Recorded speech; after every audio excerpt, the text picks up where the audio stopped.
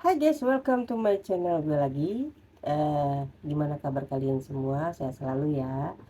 Semoga hari ini diberikan kemudahan dan kelancaran semuanya guys. Oke, kali ini ada yang lagi rame-rame juga tak guys, tentang kasusnya dana UMKM ini yang berkasuskan oleh pengacara Fahad Abbas nih guys. Ini ada salah satu statement dari salah satu ibu yang yang sebagai korban UMKM ini guys.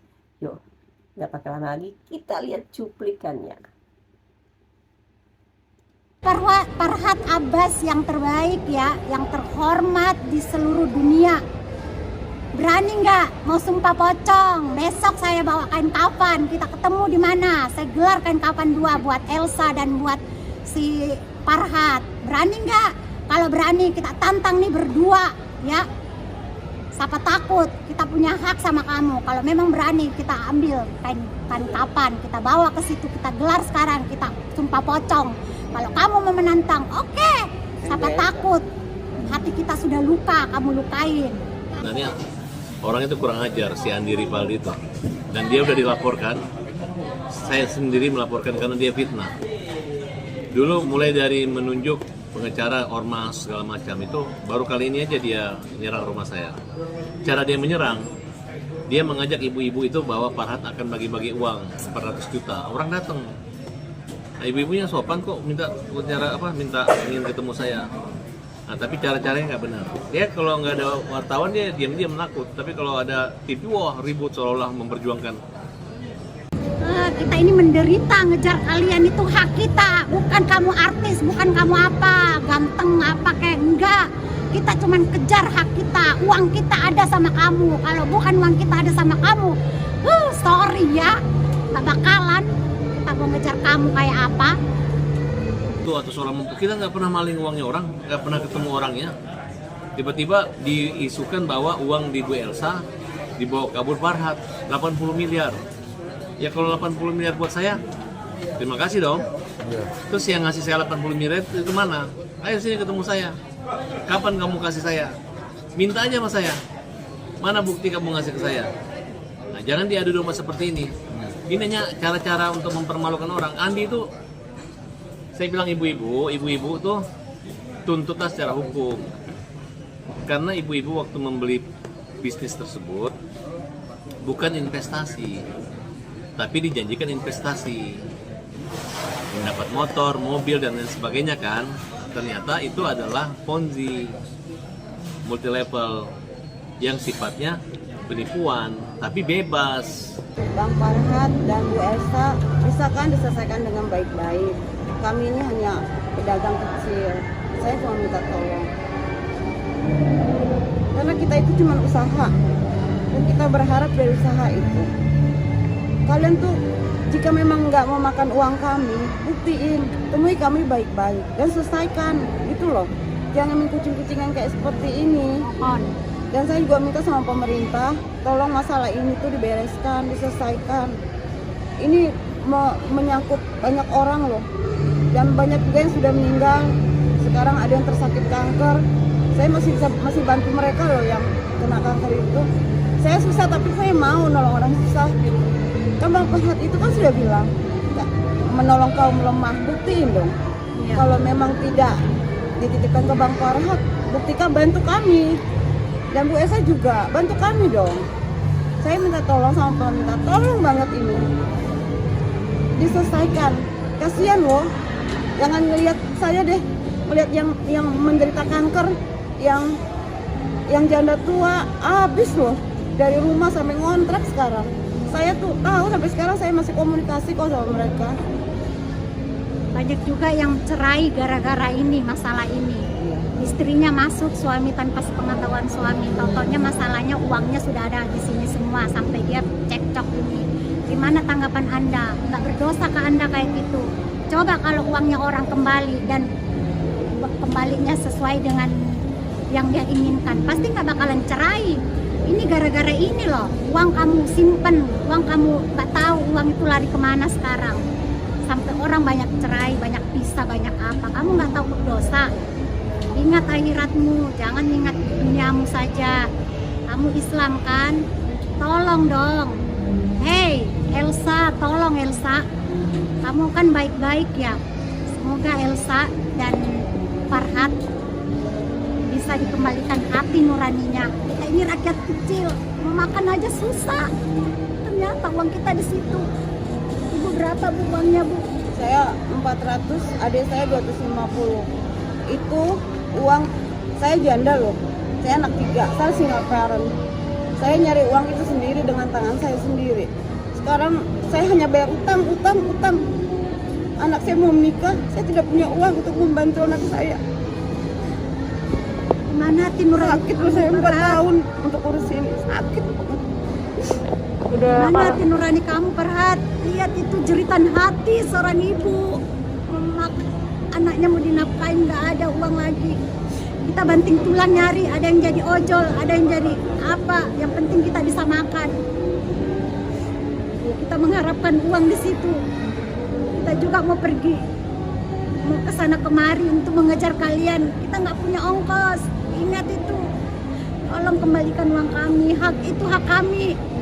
Kita nggak ada yang suruh ke sini, tapi kita udah tahu kalau uang itu ada sama kamu. Makanya kita itu melonjak semua ke kamu, ngejar kamu. Nggak ada yang nyuruh kita ya bu. Karena kita udah ada saksi, ada semua udah ada apa? Ada buktinya. Kita baru muncul semua kayak gini. Kalau mau didatangkan semua, oh penuh rumah kamu, nggak dari ujung sana penuh.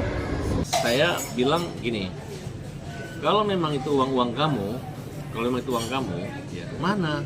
Dan kamu udah pernah nunjuk pengacara mulai dari Rasidin, Firdaus, Erwanto, kan ada semua itu rame-rame itu tuh. Kemana kalian semua? Gitu. Kalian hanya mempermalukan orang. Kita udah laporkan balik mereka, sudah diproses hukum, ya. Nah, tinggal saya kemarin udah ngelaporin. Saya berharap nanti di Polres Jakarta Selatan orang-orang yang mengganggu warga Jakarta Selatan datang nyeruduk itu bikin malu orang aja kita akan tangkap. Gitu. Oke, sip. Makasih bang. Ya faktanya. UMKM yang nyerang rumahnya Farhat Abbas ya kemarin. Iya. Jadi sebenarnya kalau gue boleh berdalih ya, sepemahaman gue, UMKM itu masyarakatnya itu udah nggak ada hak, masyarakatnya ya, udah nggak ada hak untuk uang yang diinvestasikan atau diapakan lah di periklanan itu ya. Jadi artinya di sini kalau mereka mau nuntut Elsa Sharif dan Farhat Abbas, gue rasa itu keliru. Kenapa? Karena yang diambil oleh Farhat Abbas ini uang klien gue gitu, bukan uang mereka. Uang murni Mr. Sanjay dan Mr. Tarachan, Mr. Chan ini istrinya Mr. Sanjay. Ini yang diambil sekian puluh miliar, ya, yang diduga diambil sekian puluh miliar, ya, dengan dugaan persekongkolan jahat antara Farhat Abbas, Vidi Galenso Sharif dan Elsa Sharif. Profesor Dr. Elsa Sharif udah berbicara beberapa kali juga dengan Mr. Sanjay. Kenapa lantas Mr. Sanjay mengeluarkan surat kepada para UMKM ini? Ya, padahal Mr. Sanjay itu sudah ada putusan yang ingkrah, ya, melalui Pengadilan Negeri Jakarta Timur yang memutuskan bahwa Mr. Sanjay itu tidak sama sekali bersalah dalam melakukan kegiatan usaha periklanan tersebut, gitu loh, yang disebut Mimiles ya. Nah, putusan pengadilan itu yang menggugurkan segala tuntutan para UMKM ini yang jumlahnya ratusan atau ribuan. Namun karena Mr. Sanjay ini dia ini orang asing ya mungkin ya, yang memang bukan orang Indonesia ya, keturunan India. Jadi mungkin dia hal yang menurut dia aneh, gitu loh. Kalau ada pressure dari orang-orang UMKM ini yang mengancam akan menduduki rumahnya, yang mengancam, ini kan udah liar semua nih UMKM. Sulit diurus karena jumlahnya banyak kan. Mereka nggak menerima hasil putusan pengadilan di Jawa Timur. Tetap mereka kekeh meminta uang itu kembali, padahal itu uang yang disetorkan untuk program usaha di apa sih, di investasi atau apalah, periklanan namanya, Mimiles itu. Nah, akhirnya Mr. Sanjay ini klien saya merasa ketakutan, dan beberapa kali dia curhat sama saya. Curhatnya ya karena ketakutan gitu. Karena kerap kali ini masyarakat UMKM ini beberapa kali mereka ingin menekan Mr. Sanjay. Lalu karena Mr. Sanjay tertekan, akhirnya beliau dengan terpaksa mungkin ya mengeluarkan beberapa statement dan surat menyatakan bahwa dia nggak mau pusing mau urusan itu. Udah ambil aja lah, kalau bisa ambil di Farhat, kan gitu. Masalahnya kan kalau orang memberikan surat pernyataan di bawah tekanan juga kan gugur, kan gitu. Jadi 1320 KUH Perdata tentang pernyataan dan perjanjian harusnya dengan itikat baik. harusnya dengan cara yang baik, niat baik, ya, dan tidak dalam tekanan. Maka ketika ada tekanan-tekanan, surat apapun yang dikeluarkan oleh Mr. Sanjay sebagai klien saya itu tidak akan pernah berlaku, gitu loh. Karena Mr. Sanjay ini mempunyai bukti, dugaan, ya, penipuan dan penggelapan yang dilakukan, ya, oleh saudari Profesor Dr. Elsa Sarif dengan saudara Dr. Farhad Abbas, disertai dengan Vidi Galenso Sarif, SHMH, gitu. Dugaan penipuan ini akan mengarah kepada TPPU apabila predikat krimnya sudah muncul nanti. Ketika proses penyelidikan di Polda Metro Jaya yang saya laporkan ini sudah menetapkan. Ini ada salah satu statement seorang ibu-ibu yang diwawancara nih guys ya, ternyata menuntut uangnya kembali guys gitu ya, dan dia berani sumpah pocong loh ya kan. Padahal dulu statementnya Farhad Abbas juga pernah minta Tenopi itu sumpah pocong guys, sekarang dibalikin lah sama orang lain ya. Dan ya kalau misalkan lihatnya dengan nominalnya harganya memang ini sangat besar ya guys ya. Jadi kayak gini, apa yang dikatakan statementnya Farhad Abbas ini kayak berbalik guys, kayak sumpah pocong, kayak pembela kaum lemah. Ternyata ini orang-orang yang rakyat kaum lemah ya kan, dan tidak ditemui. Katanya pembela kaum lemah seharusnya bisa ditemuin dan bisa didiskusikan atau diobrolkan ya guys gitu. Jadi ini kayak berbalik gitu, ternyata statementnya nanti langsung keluar begini. Oke guys, itu aja cuplikannya ya kan dari seorang ibu ya. Semoga ada baiknya, bisa terungkap semua dan bisa terselesaikan. Oke, jangan lupa like, subscribe, dan komen ya guys. Thank you, bye bye.